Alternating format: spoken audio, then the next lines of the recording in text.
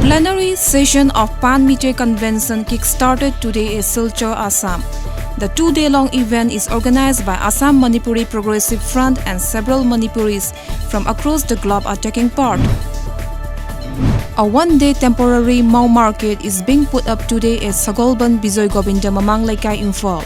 As usual, many people throng the Mau market to buy fresh organic Mau produce since early this morning. The Indo-Naga peace talks will continue beyond October 31.